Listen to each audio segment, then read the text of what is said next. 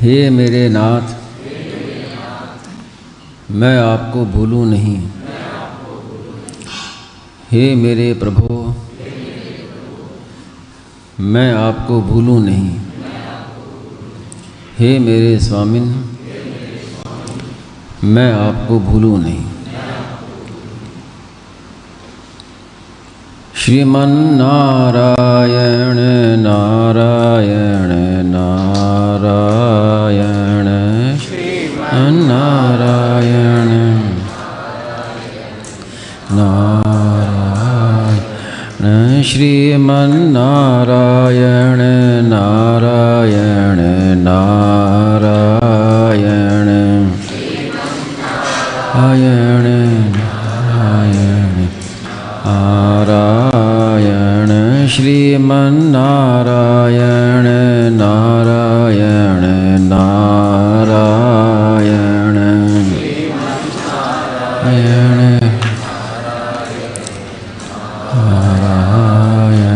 सियावर रामचंद्र की जय, मोर मुकुट बंसी वाले की जय।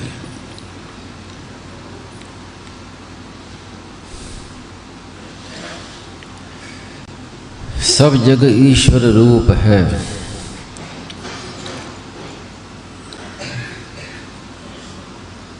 भलो बुरो नहीं कोई। जब हम ये मान लेंगे कि सब जग ईश्वर रूप है, तो फिर उसमें भले बुरे का प्रश्न ही नहीं पैदा होता।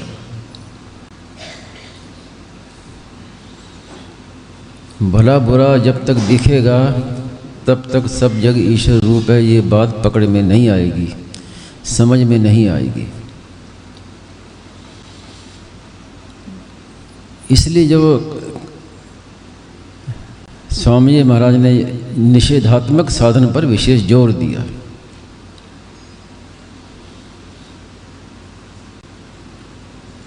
कि सब कुछ भगवान है, सब जग ईश्वर रूप है, ये कोई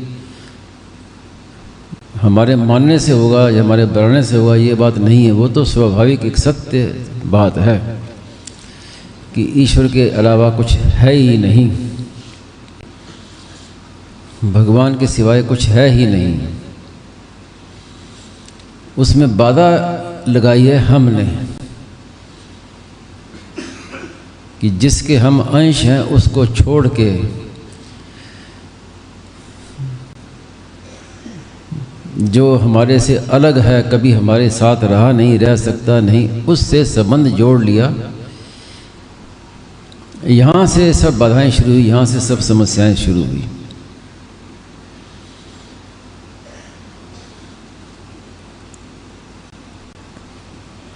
इसलिए क्या है कि जो नहीं है उसका निषेध करते करते जो है वो स्वाभाविक प्रकट हो जाएगा।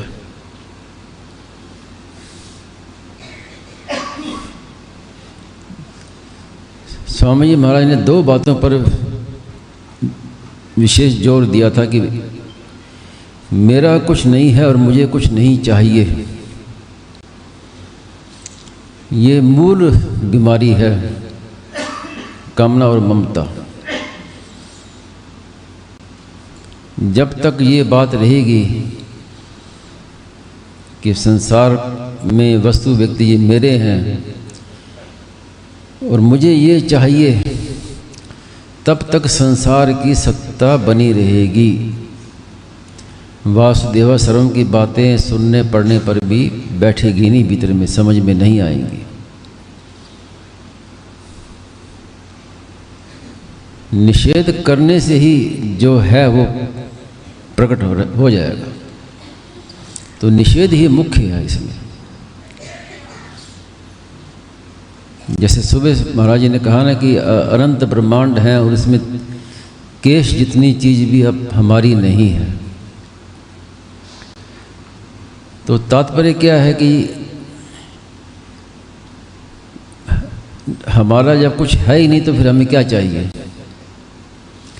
तो मूल जो चीज़ है ना कि मैं संसार का नहीं, संसार मेरा नहीं, मतलब जब ये बात रहेगी कि जो मिला है और बिछुड़ जाएगा वो मेरा नहीं है, इसकी दृढ़ता होने पर फिर मुझे कुछ नहीं चाहिए, ये अपने आप हो जाएगा, करना नहीं पड़ेगा।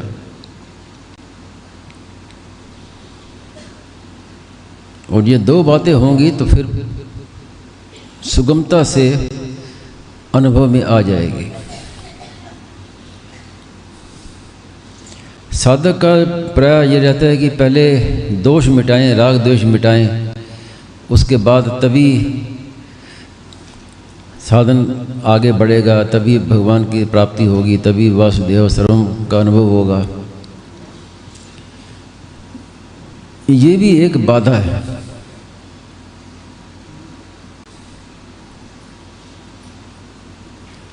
विकारों को हटाने में हमारी वृत्ति रहेगी तो फिर जीवन बीत जाएगा। विकार मिटेंगे नहीं और अनुभव होगा नहीं। कि जिसके सत्ता नहीं है हमने उसकी सत्ता को दे दिया। विकारों को मिटाने का तात्पर्य क्या हुआ कि विकारों को हमने सत्ता दे दी। राग द्वेष को मिटाने की कोशिश करेंगे तो उसका तात्पर्य क्या हुआ कि राग द्वेष को हमने सत्ता दे दी। इसलिए स्वामी जी महाराज ने प्राय ये मिटाने पर जोर कम दिया है। मान लो, जो सत्य बात है उसको मान लो। अगर हम पहले से ये दृढ़तापूर्वक मान लें कि सब कुछ वासुदेव ही है तो विकार अपने आप मिट जाएंगे। उद्देश्य हमारा होना चाहिए कि विकारों को मिटाने का, ये नहीं कि विकार भी रहें और अनुभव भी हो जाए, ऐसा नहीं। उद्देश्य तो यही रहे, लेकिन प्रयत्न नहीं करना, उद्योग नहीं करना। उद्योग करना ही उससे सत्ता दृढ़ होना। तो इसलिए क्या है कि ये पूरा समय इसी में बीत जाए। और स्वामी महाराज की तो बात यही थी कि इतना समय क्यों लगे, जल्दी से जल्दी प्राप्ति हो, सुगमता से प्राप्ति हो, हर एक को प्राप्ति हो। तो इसलिए इनके हटाने पर जोर न देकर स्वामी महाराज ने सीधी बात कही कि मान लो, आप समझ में आए या ना आए, विकारों को मिटाओ नहीं, विकारों की उपेक्षा करो। सबसे बड़ा शस्त्र जो है निर्विकार होने का, कि विकार दिखे तो उनकी उपेक्षा करो। चुप साधन में क्या है, यही तो बात है। वास्तव में चुप साधन क्या है, प्राय कई लोग पढ़े लिखे भी नहीं पढ़े लिखे भी एक चुप नाम से वो समझते हैं कि बस मुंह से चुप हो जाए, यही साधन, चुप साधन हो गया। कोई कहते हैं कि हम बस सब चीज़ की दृष्टा बन जाए, ये चुप साधन नहीं है। अगर दृष्टा बनेंगे तो दृश्य के साथ संबंध रहेगा, तभी तो दृष्टा बनेंगे। तो चुप साधन क्या है कि वासुदेवाश्रम, ये विषय हमने जैसे समझ लिया कि भगवान ही अनेक रूपों से प्रकट हुए हैं, भगवान के सिवाय कुछ भी नहीं है। जैसे समुद्र में बर्फ़ का ढेला हो तो उसके बाहर भी समुद्र पानी, भीतर भी जल, खुद जल रूप ही है, जल के सिवाय कुछ भी नहीं है। ऐसे एक स्वामी जी महाराज ने कहा कि एक बार इसको स्वीकार कर लो कि परमात्मा के सिवाय कुछ नहीं है। अंदर बाहर सब जगह एक परमात्मा ही परमात्मा परिपूर्ण है। वासुदेवः सर्वम, भगवान ही सब कुछ बने हुए हैं। ऐसा एक निश्चय करके, इसको स्वीकार करके, और फिर इस विचार को भी छोड़ देना है। अगर हम बार बार इसी विचार में रहेंगे कि सब कुछ वासुदेव है, सब कुछ वासुदेव है, तो अनुभव नहीं होगा। विचार करके फिर उसको छोड़ देना है, क्योंकि विचार करेंगे तो हमारा बुद्धि के साथ संबंध रहेगा। तो स्वामी जी महाराज ने कहा कि वास्तव में चुप होना बुद्धि से चुप होना है। बुद्धि से चुप होना ही वास्तव में चुप होना है। और मन से भी चुप होना है। मन में जो भी चिंतन आए उसको हटाना नहीं है, ना उसको रखना है ना हटाना है, उसकी उपेक्षा करना है। ये सबसे बड़ा शस्त्र है, उपेक्षा। ये जल्दी से हाथ लगता नहीं है साधकों के, और हाथ लग गया तो बड़ा सुगम काम हो जाए।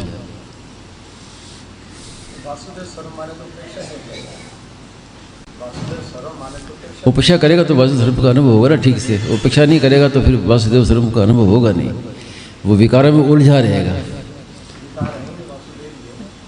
वो तो हमने मान लिया, लेकिन हमारी स्थिति क्या है साधक की? साधक की स्थिति यही होती है, यही बाधा होती है कि मेरे में राग द्वेष है, वो है, उससे परेशान हो जाता है। प्रैक्टिकल बात है वो, थ्योरी की अलग बात है। थ्योरी तो आदमी सीख लेता है, बस बातें सीख लिया, वो सीखा हुआ ज्ञान काम नहीं आता है। बिल्कुल ये बात है। उपेक्षा इसलिए करना है कि हमने संसार से संबंध पहले से जोड़ रखा है।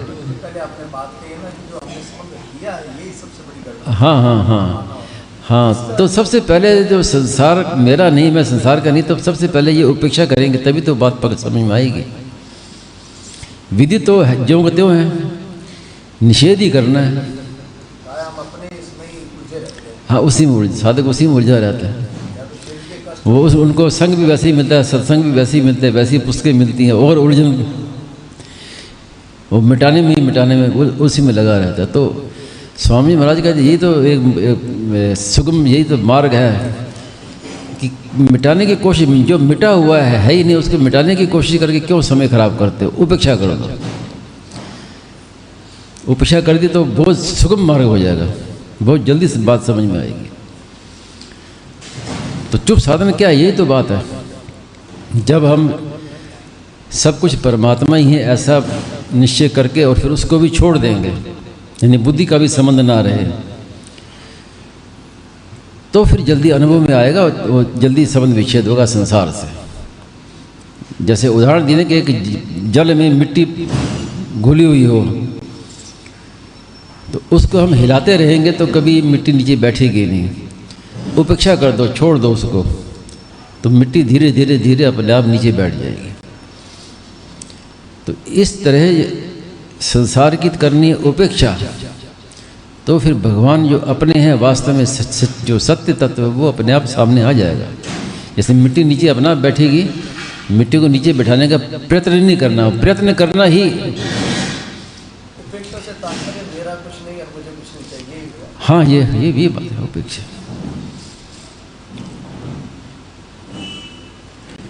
जब हम ये मानेंगे कि इसकी सत्ता ही नहीं है, तो उसको दूर करने की कोशिश क्यों करेंगे? तो उपेक्षा का मतलब क्या है कि जैसे स्वामी महाराज ने कहा कि संसार बाधक नहीं है। जैसे ब्रह्म सत्यम जगन मिथ्या, तो प्राय साधक संसार को बाधक मानता है। वो संसार को बाधक मानता है, तभी उसके मन में आता है कि साधु बन जाए या छोड़ दें। ये बीमारी है। तो वास्तव में स्वामी जी महाराज ने कितनी मार्मिक बात बताई कि संसार बाधक नहीं है, उसका संबंध बाधक है।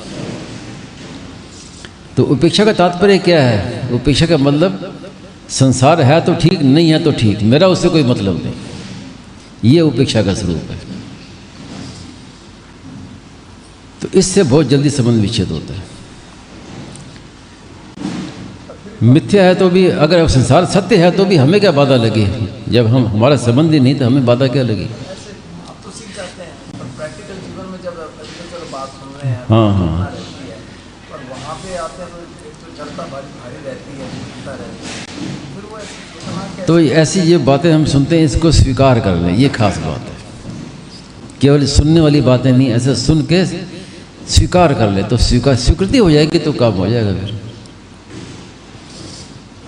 अब संसार मेरा नहीं, मैं संसार का नहीं, मैं भगवान को हूँ, भगवान मेरे हैं, तो बस स्वीकृति तो करनी, और करना क्या है? प्रभाव जो पड़ता है मन बुद्धि का, उसमें जो कष्ट वेदनाएं होती हैं, हाँ, तो इतनी हमारी मजबूत रहती है कि उसमें। तो यही बात स्वामी महाराज ने कही कि ठीक है, आप मान लो, भले अनुभव ना हो, बात यही सच्ची है। ये मान लो तो काम होगा। छोड़ना कुछ है ही नहीं वो। यही तो एक नई बात क्या है? अच्छा, एक स्वामी महाराज ने पुस्तक लिखी है कि एक नई बात। उसके बाद स्वामी महाराज ने कईयों से पूछा, बताओ इसमें एक नई बात क्या है? तो प्राय उत्तर नहीं दे सके, नई बात क्या है? तो नई बात यही है कि हम विकार को मानते हैं कि मेरे में ये विकार है, और उसको दूर करने का यत्न करते हैं। तो स्वामी महाराज ने कहा कि नई बात यह है कि विकार अपने में माने ही नहीं, जड़ ही खत्म। ये नई बात है। बड़ी ऊंची छलांग आई।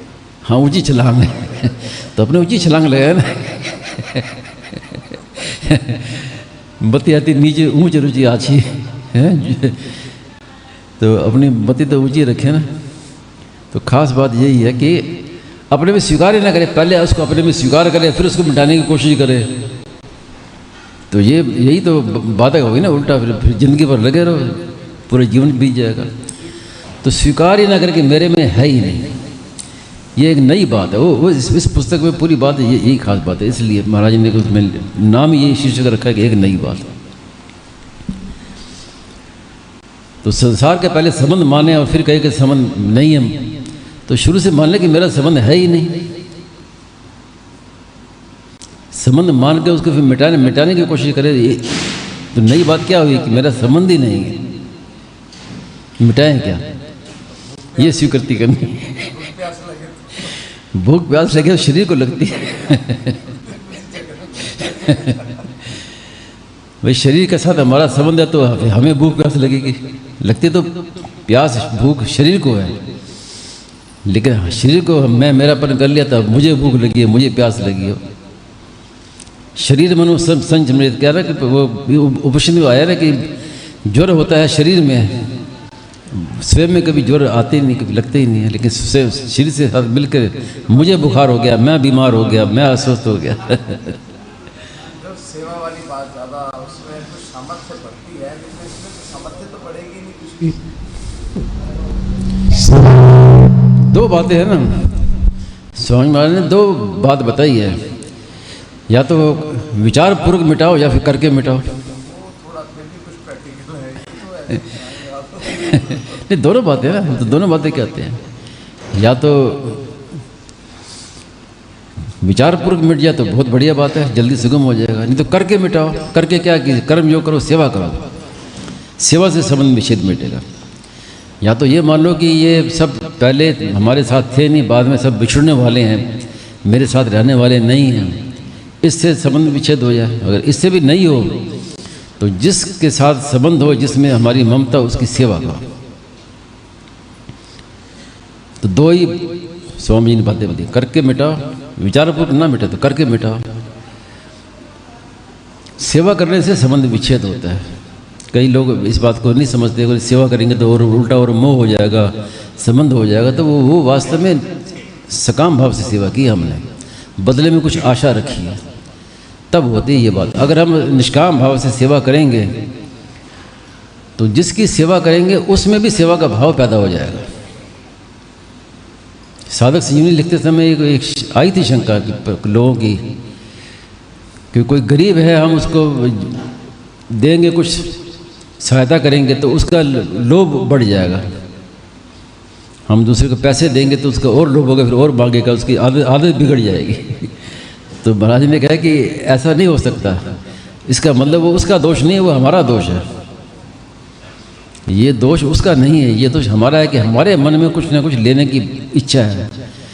कुछ भी लेने की इच्छा ना हो तो कम से कम यही होता है कि भाई हमारा वाह वाह हो जाए, मेरा नाम हो जाए, लोग मेरी प्रशंसा करें। तो वो खराबी हमारी। अगर हम निष्काम भाव से, महाराज ने बड़ी अच्छी बात उसमें लिखी है कि अगर हम निष्काम भाव से किसी की सेवा करेंगे तो उसके मन में दूसरे की सेवा करने की आ जाएगी। बाबू जी, अभी कल ही मैं भरतपुर में गया था अपना घर आश्रम में जी। ये बात मेरे को काफ़ी बातें वहाँ पे प्रैक्टिकल दिखती हैं। हम तो ऐसे थ्योरी बातें करते हैं, बहुत प्रैक्टिकल बात है, अच्छी बात है। बहुत मैं प्रभाव हुआ बाबूजी, नहीं तो आज संस्थाओं की दशा ऐसी है। वो कह के विचार से नहीं मिटा रहे, करके मिटा रहे हैं। और इतने मतलब सचमुच प्रवृत्त हुए हैं वो उसमें। हाँ, ऐसे कुछ सीखी सिखाई बातें नहीं है वहाँ पे। अपना घर आश्रम की बात कर रहे हैं आप, अपना घर। वहाँ पे मैंने देखा बाबूजी, इतने कर्मचारी हैं, वहाँ पे राजनीति नहीं है बाबूजी जी। ना तो कोई राजनीति है, ना कोई वहाँ पे यूनियन बाजी है। और इतनी कम तनख्वाह मिलती है आज के समय में वहाँ पे, और इतना परिश्रम करते हैं, 12-12 घंटे काम करते हैं। मैं वहाँ पे 2.5 महीने रह के आया, देख के आया मैंने बातों को, है तो मेरे बड़ा असर पड़ा भी। मतलब गीता भवन का भी हाल देखते हैं हम, वहाँ पे कितनी कर्मचारी और आपस में कितने खींचातानी रहती है। जी जी। पर वहाँ पे इतना मतलब जो सच्चाई मेरे को वहां पे बहुत ज्यादा दिखी बाबूजी। तो मूल कारण है कि वो निष्काम सेवा कर रहे हैं, ये मूल कारण है। अगर वो निष्काम सेवा नहीं करते तो फिर वैसी सेवा होती भी नहीं, जरूर खटपट होती, जरूर होती। और दूसरा वो मैंने देखा वहां पे रुपए पैसे की बाबूजी उनके मन में तलब ही नहीं है। हाँ, तो ये इसी का असर है ना, इसी का असर है, इसी का असर है, तभी हो रही है, नहीं तो फिर सेवा कहाँ होती। जिसकी सेवा करे तो उसको लेने का लोभ लग जाता फिर तो वो लोभ उसको लग रहा है तो उसकी गलती नहीं, हमारी गलती है, हमारी सेवा निष्काम भाव से। तो ये कितनी एक वैज्ञानिक मनोवैज्ञानिक बात है कि हम निष्काम भाव से जिसकी सेवा करेंगे वो भी सेवक बन जाएगा, तब हमारी सेवा सही है। उसके मन में लेने की भावना नहीं है, उसके मन में आएगी मैं भी दूसरे की सेवा करूं, मैं भी दूसरे को दूं। श्री चौबे जी महाराज ने ये स्टिकर निकाला है बड़ा अच्छा, इसमें लिखा हुआ है, असत का निषेध करना उतना बढ़िया नहीं है जितना उसकी उपेक्षा करना बढ़िया है। उपेक्षा करने की अपेक्षा भी सब कुछ परमात्मा ही है, ये भाव और भी बढ़िया है। ये बात गीता प्रबोधनी में आई है, गीता प्रबोधनी में, बड़ी अच्छी बात है जी। स्टार्टिंग में बोला कि यमुना जी है, इसको तो हम स्वीकार कर लेते हैं, पर ये सब भगवान है, ये कैसे स्वीकार करेगा? तुम्हारा वो जल्दी स्वीकृति नहीं होती, राग द्वेष के रहते हुए, तो अब इसमें क्या करें महाराज जी? दृढ़ता से स्वीकार कर सकते हैं। तो मैंने दो बातें कही थी स्वामी जी के वाणी में, एक तो श्रद्धा हो और अपने में लगन हो तो स्वीकृति हो जाती है। स्वामी महाराज ने कह दिया कि ऐसा है तो नहीं, अगर और नहीं है तो फिर दूसरे नंबर की श्रद्धा करे कि स्वामी जी महाराज ने कहा है, वैसा दिखता तो नहीं है लेकिन बात यही सच्ची है। और जो संसार की स्वीकृति जल्दी होती है, परमात्मा की वैसी स्वीकृति जल्दी नहीं होती। इसमें कारण यही है कि हमने शरीर संसार से संबंध माना हुआ है। शरीर संसार के साथ जब मैं मेरापन का संबंध रहेगा तो फिर संसार की बातें जल्दी पकड़ में आएंगी, परमात्मा की बातें जल्दी पकड़ में आएगी नहीं। हाँ, उसका प्रभाव है। इसकी क्या उपेक्षा करें महाराज जी? जब जैसे संबंध माना हुआ है तो अब ये बातें सुन रहे हैं पर वो मानने में नहीं आ रही या स्वीकृति में नहीं आ रही, तो अब उसको कैसे हम प्रैक्टिस? दो ही बातें, वही बातें दो ही हैं कि बात यही सच्ची है कि मेरा संबंध नहीं है, मानने में आए चाहे ना आए, इस पर दृढ़ रहो, दृढ़ता से रहो। यही तो श्रद्धा है, इसी का नाम श्रद्धा है। कि जैसे उदाहरण दिया ना मैंने कि संत ने कहा कि ये दीवार है, ये सोने की है। अब सोने की हमें दिखती नहीं है, लेकिन ये मन में आया कि इन्होंने कहा है तो वास्तव में है तो सोने की, इसमें कोई संदेह नहीं है। मेरे दिखने में नहीं आ रही है लेकिन बात तो ये सच्ची है। इसी पर दृढ़ रहने से स्वामी महाराज ने कितना स्पष्ट कहा है कि श्रवण मनन निध्यासन से जो काम नहीं होगा, वो मेरी बात को केवल आप मान लो कि बात यही सच्ची है, इस पर दृढ़ रहो तो अपने आप हो जाएगा, बिना कुछ किए होगा। उसमें उद्योग नहीं करना है। यही स्वरूप है कि ये बात ये सच्ची है, ये सत्य है। सत्य की स्वीकृति से कल्याण महाराज जी की पुस्तक है ना, सत्य को स्वीकार करना बस कि ये सत्य है, चाहे मेरे अकल में आए ना आए, समझ में आए चाहे ना आए, है सत्य यही। उस पर सत्य को पकड़े रहेंगे ना, जिसको मैंने कल कहा ना कि मूल को पकड़े रहो। जितने ही झंझावात आए, तूफान आए, कुछ आए, वो पकड़े रहो मूल को। जरा से छूट का हाथ छूट तो गए तो मूल पकड़े रहो कि बात यही सच्ची है, वास्तव मेरा इनके साथ संबंध है नहीं, तो फिर अपना आप हो जाएगा वो। और जितनी लगन होगी उतनी जल्दी हो जाएगा, ये देर भी नहीं लगेगी इसमें। दोनों बातें होनी चाहिए, एक तो जो अपने पे प्रभाव पड़ता है, मेरे पे नहीं पड़ रहा है, जड़ पे पड़ रहा है, अपने माने नहीं, मेरे पे नहीं। मैं तो भगवान का अंश हूँ, संसार से मेरा कोई संबंध ही नहीं है, मैं तो भगवान का अंश हूँ, कैसे पड़ रहा है मेरे पर? साधक हम लोग तो ये जो शरीर मन बुद्धि पे जो प्रभाव पड़ता है ना, उसी के कारण संसार के संबंध से विचलित होते हैं, विचलित होते हैं संसार के संबंध से। और उस संबंध की हमें भीतर में सत्ता है उसकी। जैसे 3 बातें बताई ना स्वामी महाराज ने कि संसार को पहले सत्ता देना, सत्ता के बाद फिर महत्ता देना और फिर उससे संबंध मानना, अब मेरा अपनापन संबंध है। तो उसमें तीनों में भी मुख्य बात है कि मेरा संबंध नहीं है संसार। अगर मेरा संसार से संबंध नहीं तो भले संसार सच्चा हो, हमें क्या बाधा लगी? बाधा कोई लगती नहीं है, बाधा तो संबंध से लगती है। यही तो स्वामी जी की जो नई खोज है, ये नई खोज यही तो खोज है कि संबंध से बाधा लगती है, मिथ्या। अब हम सिनेमा देखते हैं, महाराज ने उदाहरण कई बार दिया, सिनेमा देखते हैं, हम जानते हैं कि मिथ्या है, लेकिन फिर भी आकर्षण होता है। सिनेमा देखने का आकर्षण होता है ना, कि रहा नहीं जाता। देखिए, जानते हैं कि है सब पर्दे में मिथ्या है, तो इसका अर्थ क्या हुआ कि मिथ्या जानने से संबंध विच्छेद नहीं होता, मिथ्या मानने से कुछ नहीं होगा। संसार मिथ्या है, मिथ्या है, जो मिथ्या मिथ्या करते हैं वो ज़्यादा वही फंसते हैं। इसलिए हमारा संबंध ही नहीं है, मिथ्या की क्या जरूरत है? हम मान लें संसार सच्चा है, क्या बाधा लगी? संसार सच्चा तो ठीक है। जैसे वो गोपियों ने उद्धव जी से कहा ना कि उद्धव मन माने की बात, वो एक दूसरा आता पद कि ईश्वर है तो ठीक है, अपने घर में ईश्वर है, हमें तो वो कौन सा पद है, दाग छुआड़ा विष खाते, तो वो पद है। जैसे आज पार्वती जी का उदाहरण लिए, पार्वती जी के सती जी ने तपस्या की तो कहा कि ठीक है, विष्णु बड़े गुणों वाले हैं, महादेव अगुण भवन, विष्णु सकल गुण धाम, लेकिन जिसका जिससे संबंध है उसको तो उसी से काम है। तो भले संसार कैसा ही हो, सच्चा हो मिथ्या हो, हमें उससे जब उपेक्षा, ये उपेक्षा है कि उससे हमारा मतलब नहीं, हमारे तो भगवान ही है। ऐसी दृढ़ता होनी चाहिए जैसे सती जी में, पार्वती जी में दृढ़ता थी कि बरूं शंभु न तक रहूं कुंवारी, भले कुछ हो जाए मेरे तो भगवान हैं। अब ऐसा नहीं कि ये संत हैं, उनको पकड़ लिया, किसी और की महिमा सुनी तो वहाँ भाग गए, किसी और की महिमा सुनी तो उधर संत में भाग गए। ये दृढ़ता फिर जिंदगी भर भागते रहो।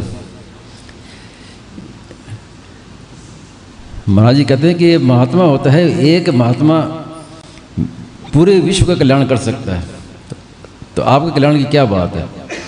लेकिन अभी फिर महात्मा मिल गया, फिर उसके बाद फिर दूसरे के महात्मा के पास चले गए, उसकी महिमा सुनी तो उसके पास चले गए, तो वो वास्तव में कल्याण की इच्छा नहीं है। सेठ जी तो कहते थे कि कल्याण के लिए एक ही महात्मा पर्याप्त है, कोई मुर्दा उठाना है कि 4 महात्मा चाहिए। जी मैं तो वहाँ भरतपुर में गया, मैं किसी महात्मा के लिए नहीं गया। हाँ, मैं तो वहाँ पे इसलिए गया परम सेवा के लिए। वो तो परम से वो विषय अलग है, वो ये विषय नहीं है, ये विषय नहीं है। मेरा विषय दूसरा है कि स्वामी जी महाराज का ये महिमा प्रभाव की नकल करके कई लोग स्वामी जी की बात सुनाते हैं, पढ़ते हैं, लोग आकर्षित हो जाते हैं। लेकिन आप ये देखो कि स्वामी जी का जीवन कैसा था, उनका जीवन कैसा है। कहने में तो सब बराबर हो जाएंगे, मैं भी स्वामी जी की बात कह दूंगा और भी कोई स्वामी जी की बात कह देगा, लेकिन हमारा जीवन देखो ना, स्वामी जी का जीवन उसकी तुलना करो। ऐसा त्याग में जीवन कहीं देखने को नहीं मिलता, सुनने को नहीं मिलता। तो जब तक एक ही निश्चय नहीं होगा, एक ही बात नहीं पकड़ेंगे, तब तक भटकना नहीं पूरा होगा। अगर एक बात हमने स्वामी जी महाराज की अगर समझ ली, सुन ली, तो फिर मन कहीं जाएगा ही नहीं। जब महाराज ने एकदम सच्ची बात कह दी कि मैं भगवान को, भगवान मेरे हैं, संसार मेरा नहीं, मैं संसार की, इतनी बात मान लो, अब और बाकी क्या रहा? फिर कहीं जाने की, क्या भटकने की क्या जरूरत है? तो मूल बात तो 2 ही हैं कि या तो श्रद्धा की कमी है और अपने लगन की कमी है। तो फिर ये श्रद्धा हो और मन में थोड़ी लगन हो, फिर आदमी वो कहीं जाएगा नहीं। फिर उसको बस जो सुना है स्वीकार कर लिया, वो वही पूरा लाभ उठा सकता है। और क्या बात में एक तो भगवान की पुकार, नाम जप आदि, ये बहुत सहायक है, नहीं तो हाथ में पकड़ में नहीं आती। हाँ, तो वही यही सहायक है सब। मूल चीज़ जो एक ही है, समझ में ना आए तो उसके लिए फिर स्वामी जी ने बात करना कि रात दिन नाम जप करो, भगवान को पुकारो। कोई साधक स्वामी जी से कहे कि अभी आपने इतनी बातें कही, कभी कर्म योग की बात कहते हैं, कभी आप ज्ञान योग की बात करते हैं, कभी भक्ति योग की बात करते हैं, कभी चुप साधन की बात कहते हैं। अब हम क्या करें, ये समझ में आती नहीं है। प्राय ये साधकों के खुद अपनी परीक्षा नहीं होती कि मैं किसका अधिकारी हूँ, मैं क्या करूँ, ये प्राय ऐसी बाधा रहती है। तो स्वामी महाराज क्या कहते थे, रात दिन नाम जप करो, नाम जप में लग जाओ बस, और प्रार्थना करो कि हे नाथ मैं आपको भूलूँ नहीं, प्रार्थना करो, तो अपने आप वहाँ पहुँच जाओगे। जहाँ कर्म योगी, ज्ञान योगी, भक्ति योगी पहुँचता है वहाँ आप अपने आप पहुँच जाओगे। बस इन दो में लग जाओ। बहुत महिमा कही महाराज ने, जगह जगह ये बात कही कि रात दिन नाम जप करो, रात दिन नाम जप करो। तो सारी बात यही है ना कि हम में कोई लगन होगी, कुछ करेंगे तभी तो। हम अपने जीवन में भी देखते हैं ना, हाँ। जब हम इसमें लगे रहते हैं तो हमें एक चेतना दिखती है। जी जी। और नहीं तो ऐसे बातों बुतों में और लगता है टाइम खराब कर दिया। हाँ, तो हमारा जीवन वैसा होना चाहिए। बातें हम सुनते हैं, सत्संग करते हैं, तो हमारा जीवन वैसा होना चाहिए कि दूसरे को हमारे जीवन से शिक्षा मिले कि ये सत्संगी हैं, सत्संग करने वाले। केवल सुना और फिर वैसे ही चले गए, फिर सुन के फिर रीते रह गए। तो महाराज ने कहा ना कि सुनो और पकड़ लो, सुनो और पकड़ लो, सुनो और पकड़ लो। एक स्वामी महाराज उनकी बात कहते थे, महाराजा चतुर सिंह, वो सत्संग सुनते थे तो जो बात उनकी मन में भीतर में लगती थी वो उसको पकड़ ले, उसी समय उससे उठ के चले आते, सत्संग के बीच में से उठ के चले आते कि बस अब उसको पक्का करना है और सुनने नहीं है, जो सुन लिया उसको पक्का करना है। नहीं तो सुनने का व्यसन भी लग जाता है। व्यसन लाभ तो होता है उससे, लेकिन जो हम कहते हैं कि इसी जन्म में हो जाए, तत्काल हो जाए, तो वो लाभ नहीं होता।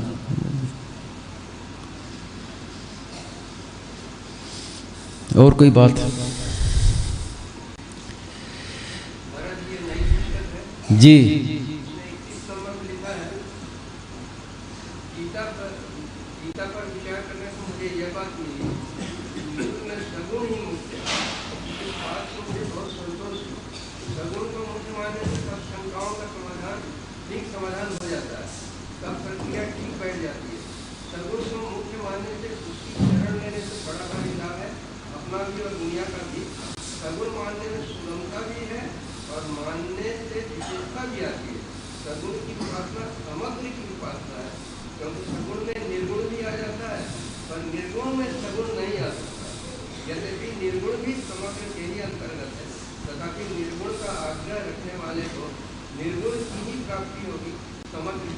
हाँ, समग्र में सब कुछ आ गया, सगुण निर्गुण साकार निराकार सब, इसका नाम समग्र है। ये तो अब शास्त्रों की बातें हैं, विद्वानों की, आचार्यों की बातें, लड़ते रहते हैं कि मैं निर्गुणवादी है, कोई सगुणवादी है। परमात्मा इसलिए महाराज ने इस विषय को छेड़े नहीं है। भगवान हैं और वो मेरे हैं, लेकिन आग्रह नहीं रखना चाहिए कि कोई कहता है कि भगवान तो निर्गुण है, अवतार लेते नहीं है, साकार नहीं है। कोई साकार को मानता है, कोई सगुण को मानता है। सेठ जी के आग्रह था निर्गुण निराकार का, तो फिर सेठ जी ने खुद स्वीकार किया इस बात को कि सगुण माने बिना पूरा समाधान होता नहीं है। कई ऐसी शंकाएं थी, तो समाधान जब सगुण माना तो समाधान हुआ। इसीलिए गीता में जब गीता की टीका लिखी तो सेठ जी कई जगह अटक गए थे आग्रह के कारण से, निर्गुण के आग्रह के कारण से, क्योंकि गीता किसी का आग्रह रखती नहीं है। तो सेठ जी को बड़ा जोर पड़ा व्याख्या करने में। तो तब सेठ जी ने ये बात कही कि सगुण मानना ही पड़ेगा, नहीं तो समाधान नहीं होता। स्वामी महाराज ने एक बार कहा कि सेठ जी ने स्वामी जी महाराज से कहा था कि गीता की मतलब कई ऐसे बातें हैं जो मेरी अभी तक पूरी पकड़े में आई नहीं है। गीता की कई बातें पूरी पकड़े में समझ में आई नहीं है, सेठ जी ने बात कही है। तो स्वामी महाराज ने कहा कि मेरे मन में ये बात आई कि जो निर्गुण का आग्रह ना, ये बात है कि अगर सगुण को अगर माने तो फिर गीता की कोई बात ऐसी है ही ना समझ में ना आए।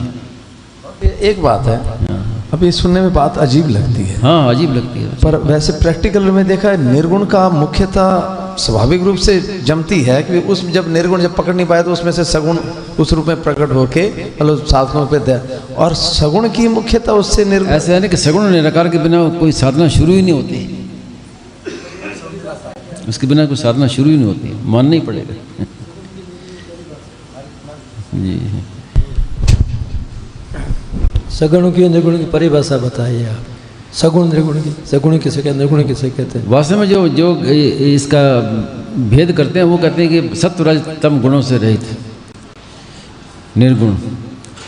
वास्तव में क्या है कि सगुण में जो रामानुजाचार्य ने लिखा है, जो उदारता, क्षमा, दया, ये गुण उसमें हैं भगवान में। तो अगर हम ये माने कि सब वासुदेव सर्वम माने, तो उसमें फिर ये सब कुछ जड़ता भी भगवान ही है, सत्व तम भी भगवान है, सब कुछ उसमें आ जाता है, फिर कोई भेद रहते ही नहीं। तो इसलिए ये जो मतभेद हैं ये सब आचार्यों के बनाए हुए, आचार्यों के, हमारे काम के नहीं है। एक बात विचार नहीं की है। हमारे काम की यही बात है कि भगवान हैं और वो मेरे हैं। आग्रह नहीं होना चाहिए कि ये सगुण है कि ये निराकार। इस पचड़े में पड़ने से साधक का बहुत नुकसान होता है। ये केवल बातें सीखने की बातें हैं। भगवान जैसे भी हैं बस हमारे। और जी ऐसा है कि प्रकृति मूलतः परमात्मा से बनी, और जो प्रकृति में क्रिया है या सतोगुण रजोगुण तमोगुण है तो मूलतः तो परमात्मा से आई है नहीं।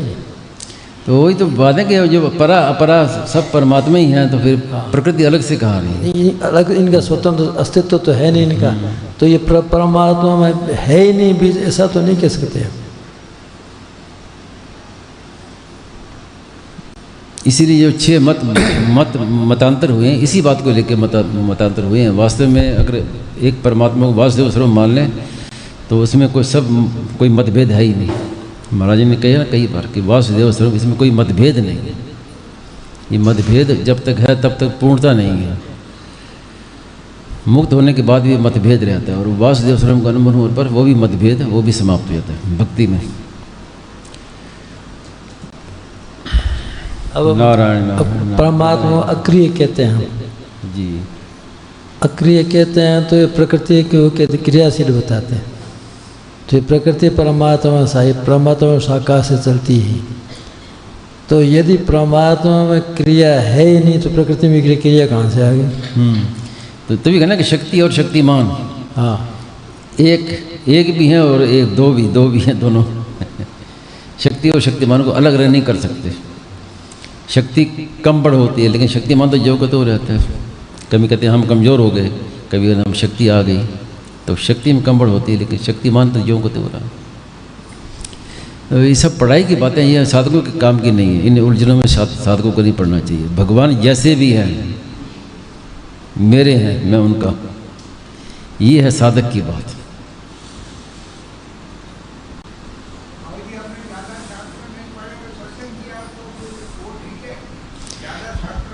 हाँ, जो जितना श्रुति विप्रति पन्ना आया ना गीता में, जितना शास्त्र पढ़े उतना ज़्यादा उलझन में उतना उलझन है। ये शास्त्र भी तो एक उलझन है।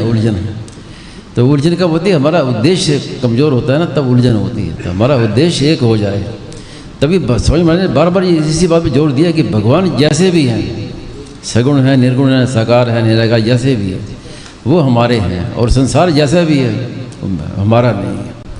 साधक की काम की बात ये है, बाकी पढ़ाई की बातें वो काम की नहीं है। वो समय खराब करना।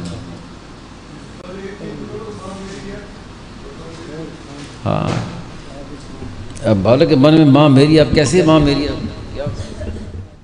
नारायण नारायण नारायण।